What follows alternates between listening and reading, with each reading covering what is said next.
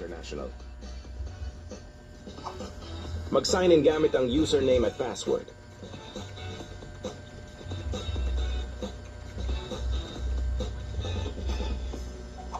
Dapat naka-fully verified ang account sa KYC.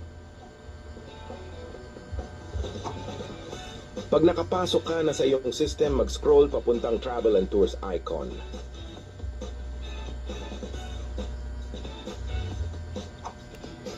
Pagka-click ng icon, mapupunta kayo sa service offered na options. At i-click ang domestic flight for example. Meron kayong makikita na search flight markup at issue ticket.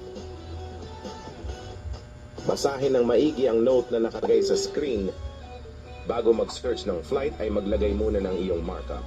Pagkatapos maglagay ng markup, ilagay ang transaction password mo. Piliin ang one-way or round trip na gustong ticket.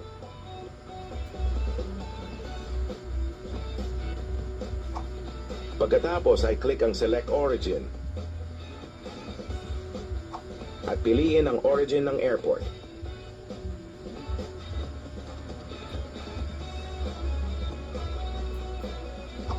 Sunod mamili ng bansa o lugar na planong puntahan.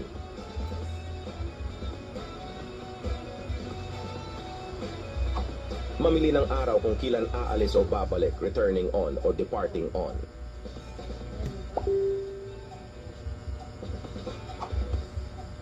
Ilagay kung ilan ang magbibiyahe sa total passengers.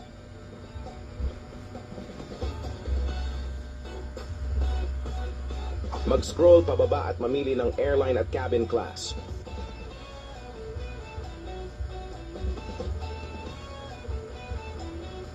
I-click ang airline or ang all option. I-click ang option na any sa cabin class. I-review ang mga detalye at kapag okay na,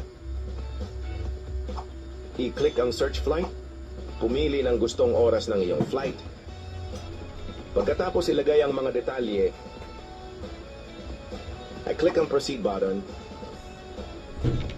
Ilagay ang first name, last name, at birthday ilagay kung ilan ang bagahe nyo. I-click ang next pagkatapos masagutan para ma-review ang detalye. I-click ang proceed pagkatapos ay review ang mga detalye.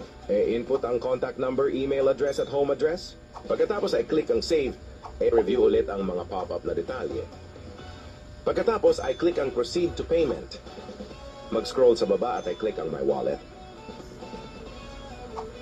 Ilagay ang transaction password.